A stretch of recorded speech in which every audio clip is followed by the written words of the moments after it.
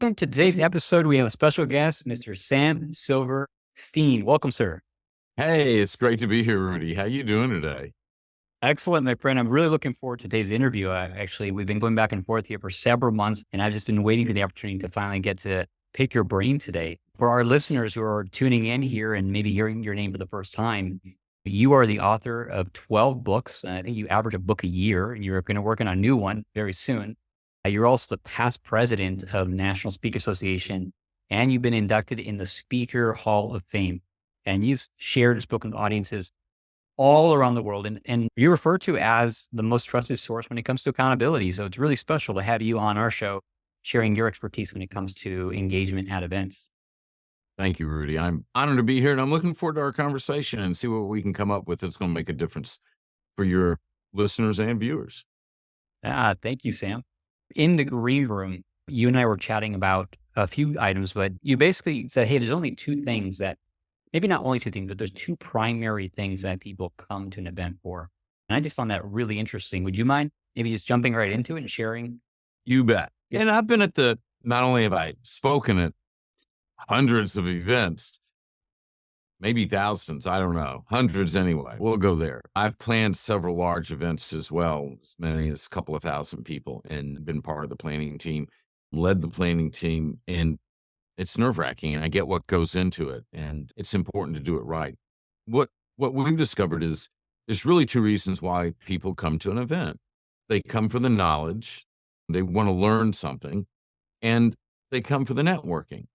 And so they're coming for both. They want to learn how to do something. They want to leave with an applicable skill, something that's going to make their life better. And by make their life better, it might be a whole new business idea. It might be a way to improve their business, to take their business to the next level. They're looking for something concrete they can put their hands around and utilize.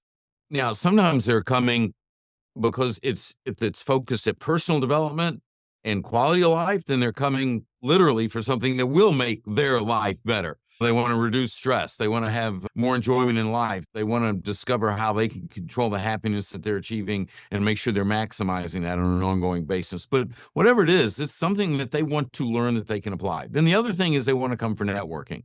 They want to meet other people. They want to form these relationships that they can call on in the future so that they can help someone and someone can help them. And networking is really important. And the reason why it's so important, in my opinion, Rudy, to recognize these two areas is when you're planning an event, people are going to get the information and they're going to get the networking. You want them to get that on your schedule, not on their schedule. Meaning, when you're in the room sharing, when you're in the room teaching, and when you're in the room enrolling into your programs, your mastermind, your offerings, you want the people in the room. You don't want them in the hallway networking. If you create designated opportunities for networking and maybe even find ways to facilitate that, you up the value that you're delivering, which is always good, and you're controlling the flow and making sure that the people are in the room when they should be in the room, which is when you're in the room. Yeah, that's a big one because I know one of the top problems that a lot of times event leaders face is come time for inviting people to enroll into the programs, the room is thin. People are in the hallway, or worse, they're in the room, but they're on their phones, right? And that can happen. Look, I was at an event just 3 days ago, and I thought they were going to break. Now, the reason I thought they were going to break is because they were overdue for a break. It had been too long. They should have already had the break, and they didn't have it. And it seemed like they were going for a break. There was an exercise going on.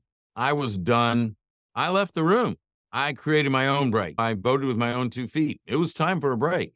And so I left the room. Now, they did not go to a break. And so whatever transpired when I was out of the room, and let me tell you, when I left the room, there were a lot of people out of the room. So I'm like, yeah, they must have said, we're about to go to a break because all these people are out here. All these other people felt the same way. They needed a break. Either they needed to go to the bathroom, they needed to fill up their coffee, their soda, whatever it was to recharge. And how you schedule the time and how you keep people energized, man, I don't care if it's a 1 day, I don't care if it's a 3 day, it's critical. One of the favorite, I used to go to something that was a full day event, and I would go quarterly. And the one thing they did was it was 50 minutes on, 10-minute break. So there was 50 minutes of teaching, and then there was a 10-minute break. And it was this way every hour until lunch. And then there was whatever there was, an hour for lunch. And then it was the same thing in the afternoon. So you knew you only had to focus for 50 minutes and you knew you were going to get a 10-minute break. Now, is that the magic formula? I'm not saying that it is. It worked in that environment. Whatever, it was communicated, it was well thought out, and it worked for the people in the room. And so I think it's important when we plan events that we make sure that we're thinking about those things. That's big. Yeah. Yeah. Like I said you said in the beginning, they're going to do it. They're going to take the breaks. They're going to do the networking, and better to set it up so they're doing it on your schedule, not on their schedule, where it can be disruptive to your agenda and your plans and your teachings and potentially other speakers as well. That, Exactly. yeah. Wow. Thank you. Exactly. Way to drop the mic there. We could end the recording right here. And We're done. That's right there. Just go do that. And that's worth thousands. We're off to the beach. Yeah. Time for a break. Psychologically speaking, Sam, I just want to speak my experience with the 50-minute thing. I have learned that there's something to be said about setting a timer, or just like a set period of time where you're asking people to focus and then have a set break. I actually do that more from a work environment. I'll normally do 20 or 30 minutes and then I'll take a break. But I can see how that applies to speaking in an event as well. So now the audience knows what to expect and you keep them engaged and present.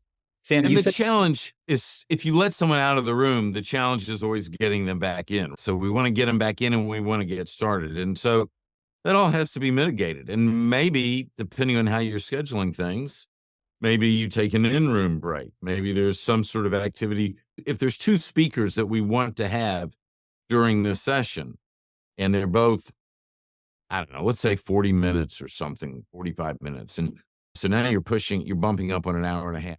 What can you do for 5 minutes in between that re-energizes the group? Maybe you just have them stand up and turn to the person next to them and share the best idea that they had. Or maybe you lead a best idea question from the stage, or you do something that just changes the pace, changes them physically, changes them mentally and emotionally. And then you can get back to work with the next event. But whatever it is, all I'm saying is let's think about it. Let's plan it out. Let's do things on purpose, for purpose, and with purpose. Brilliant. On purpose, for purpose, with purpose. I love that. Actually. Yeah. Absolutely. In the green room, you mentioned that there's 3 questions, right? That you must answer as an event leader or as a speaker leading the room to get the audience to engage. Yeah, I'm just really curious. What are those questions? Yeah, we talked about that, Rudy, and this applies in any presentation that we make. So if I'm doing a 45 to 60-minute keynote in front of an audience, this applies. If I'm doing a full day onslaught, this applies. No matter what, we have to be able to answer these 3 questions in the audience's mind, because they are going to ask those questions. And until we answer them, they're not fulfilled and they cannot make a decision to move forward. And that's ultimately what we want in an event, is we want them to make a decision to move forward. We want them to decide to apply what we've taught. We want them to decide, hopefully, to enroll in our mastermind or other services that we may be providing for them. We need them to be able to make a decision. And until they can make a decision, we haven't done our job. So now, this is going to sound really simple, but this is really important. First question we have to answer is, what is it we're talking about? What is it about? We need to answer what. We need to get that out of the way. And it's critical that we do that very thoroughly. Now, the second question that we have to answer is why. So what is it that we're talking about? Why is it important? Why is it important? Why is it important now? Why is it important in your life? Why is it important in your business? This must be addressed during the presentation, because people are going to want to know that information. And then the third question we're going to need to answer is, how do you do it? Now, this may seem very simple, but here's what we've discovered. People communicate a certain way. We've heard some people are visual learners, some are auditory learners, some are kinesthetic. People absorb information and make decisions to move forward in a certain way. And that is, some people are what people. They just need to know what it is. If you tell them what it is, if you have the authority, they'll buy in and they'll move forward. That's all they really needed to know. Now, some people need to know why. They understand the what. They're in the room to begin with, so they have a pretty good understanding to the what. They want to know why.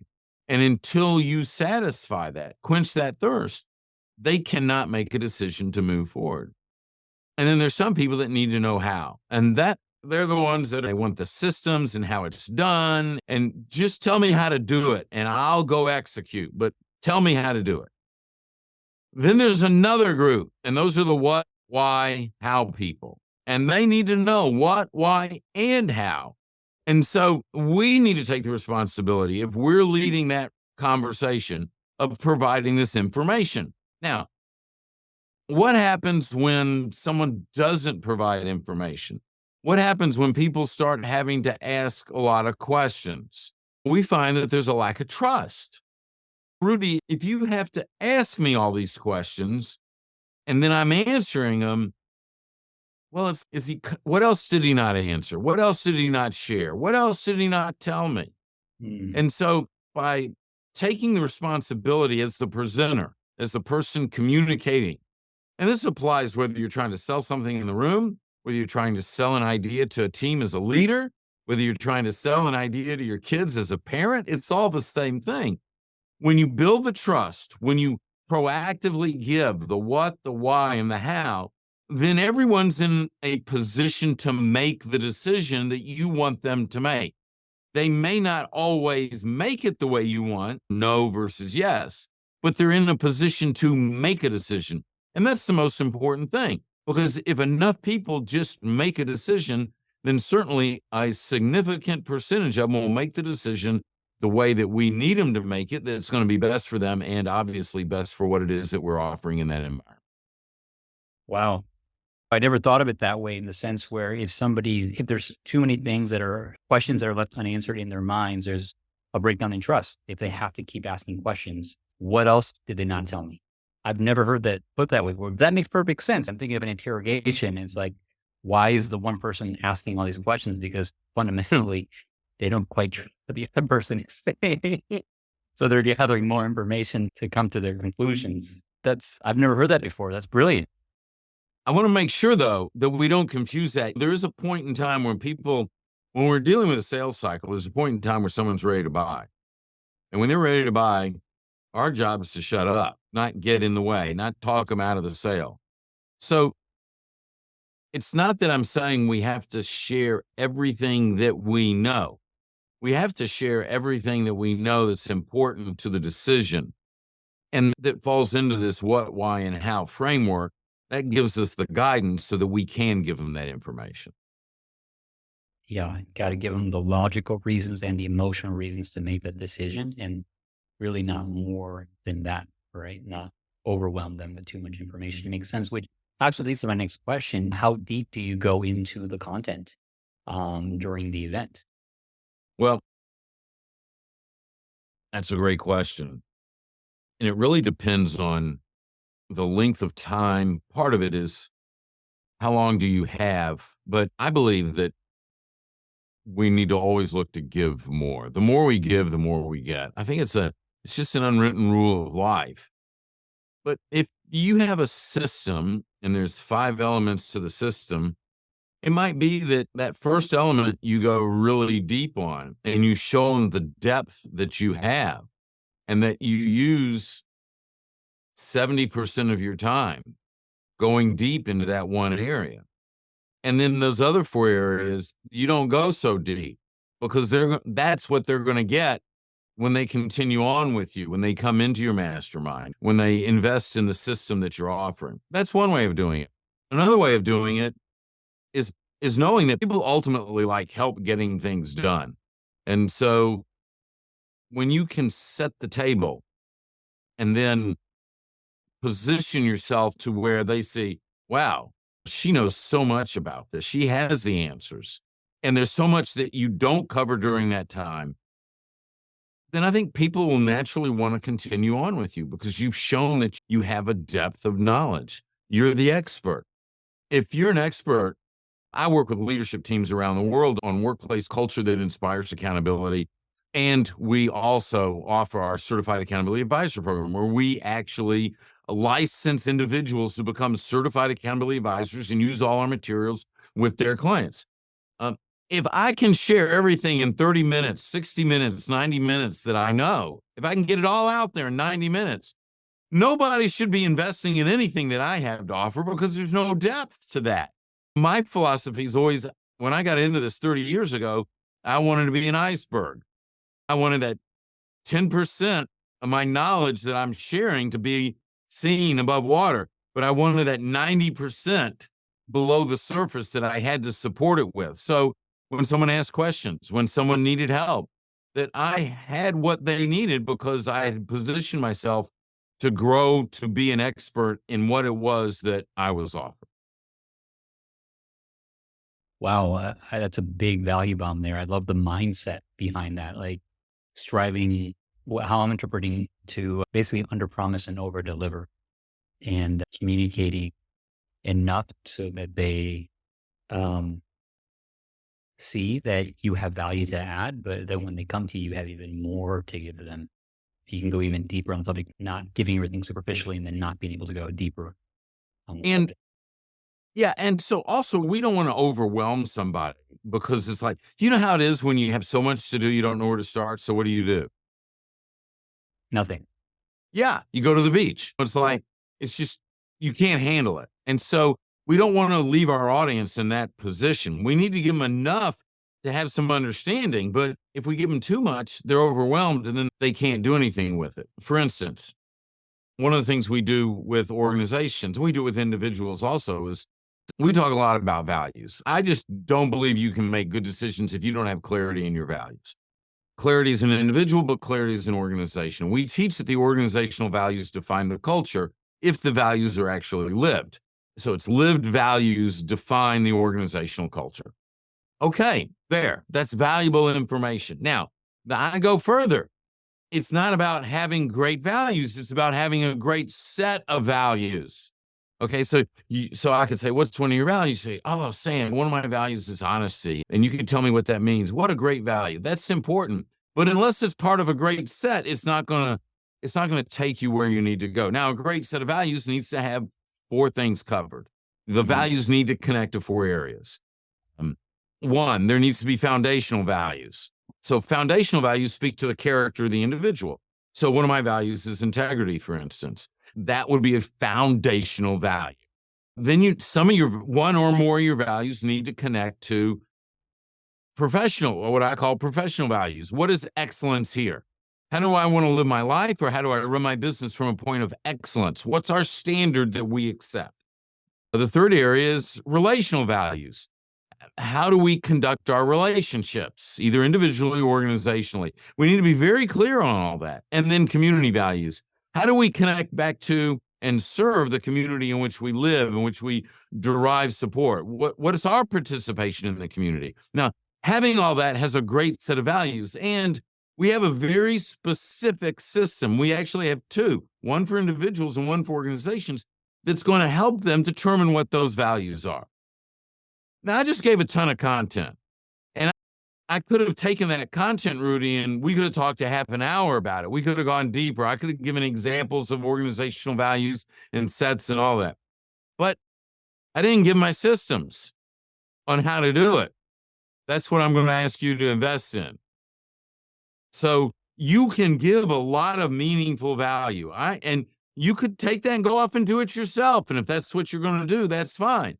But if you want my guidance, you want me to help you do this, then you need to join my mastermind. You need to be certified in my program. This is where we're going to get into, and I'm going to step you through exactly how to do it for yourself and how to do it for your clients.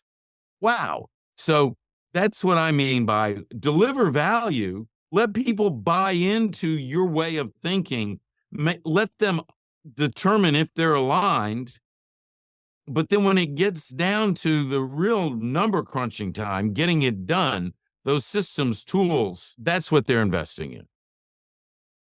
Yeah, That's great. And thank you for that example. I was taking notes. I got all four of those points. I'm like, that was great. If so, and so when it comes to presentation, you know you're doing a good job if someone's taking notes, Rudy. That's the goal. Now, I used to have an assistant that worked with me for 5 years, and one of her main responses, she traveled with me everywhere I spoke, everywhere I presented. Her main on-site responsibility, she had a whole list of things that she did. But once I went on the stage, she did one thing and one thing only. She made notes about where people made notes. She watched the audience. She didn't watch me. She wanted to see what people were writing down, where people were engaged. Because then after that program, we would debrief.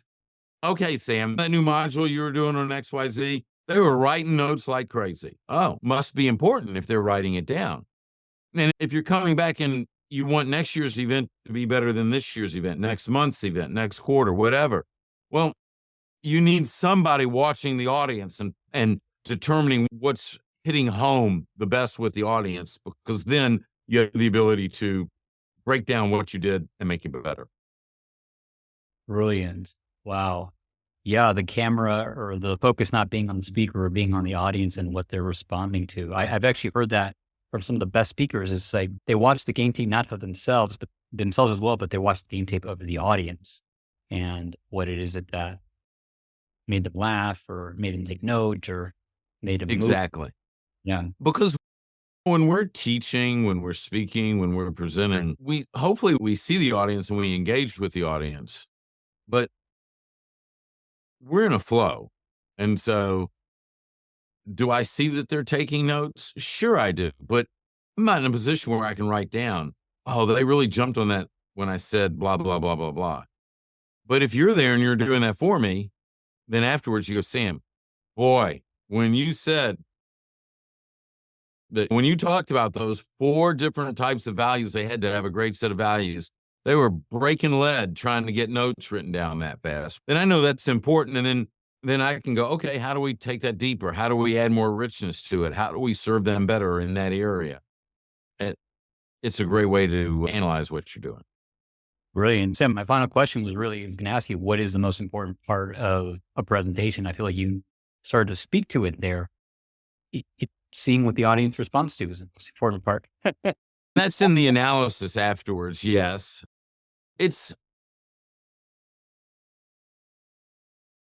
There's different ways of looking at it, but to me,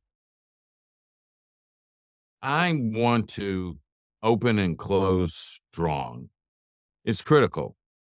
I want to open in a way that captures the people in the room and they want to know more. They want to connect with me and they want to hear what I have to say. So that's really important. But even more important is the close, because after the program, I want them to take some sort of action, whether it's application, whether it's signing up, whatever it is. So the close is critical. So I would look at all the content that you want to share. There's the old adage, tell them what you're going to tell them, what you told them. All that's true. That's fine. But I want to wrap that. I want to make it a gift. And I want to open with something that they can enjoy, that they'll learn, that'll bring them in. I try to always make my opening story. The goal is something that's maybe self-deprecating, that has humor to it, but connects to a point. That point establishes the need for what's going to come in the next X minutes. Mm-hmm. And then when I close, I want to close with a story that really grabs them, that viscerally touches them and leaves them in a position to not only do they feel good about themselves, they feel good about moving forward with what or how I've suggested they should move forward.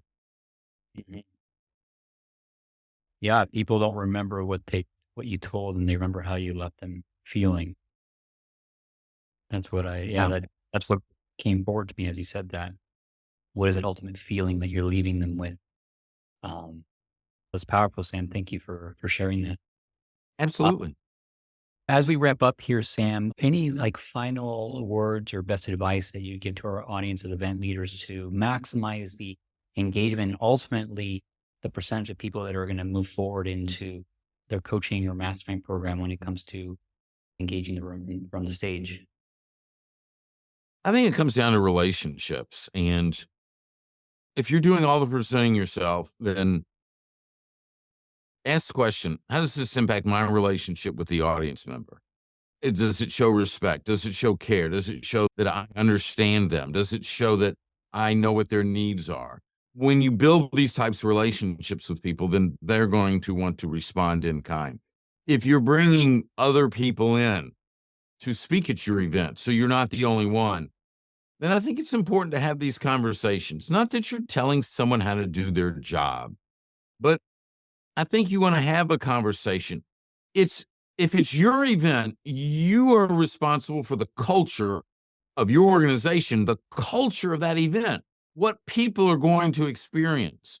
And it's critical that you own that, not only for your presentations, but if you're bringing me in to speak, if you're bringing Rudy in, if you're bringing Sally or Mary or Beth, everyone needs to know this is the culture that we want at this event. This is the way we want people to feel. This is what we want them to experience. And it's important that your piece of the event, that your presentation contributes to that culture, not take away from it. And so when you look at the culture of the event and what you want people to experience, and if you're bringing me in, for instance, and you communicate that with me, that helps me do a better job for you.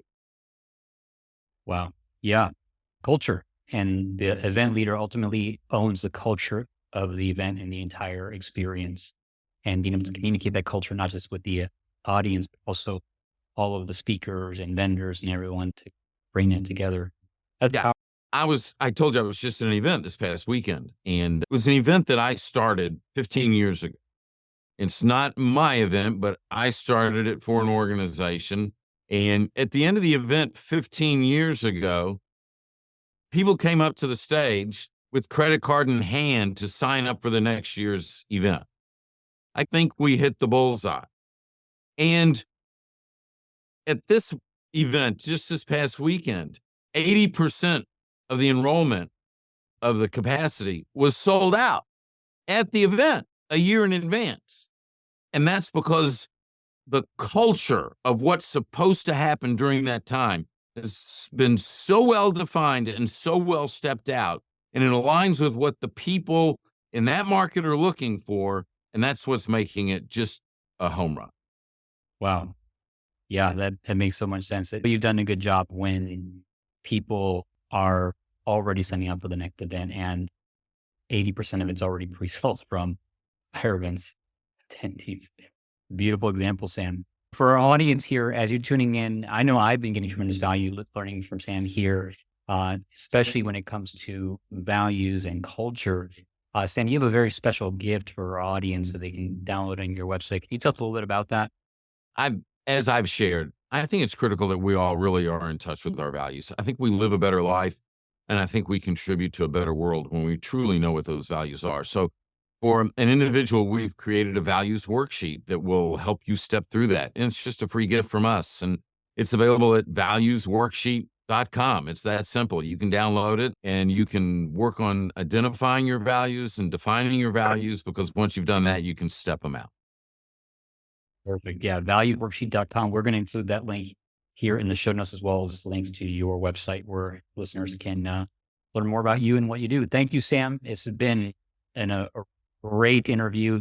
You preach, you practice what you preach. I've been completely engaged, taking notes the last 30 some minutes. So this has been wonderful. Thank you, sir. My pleasure, Rudy.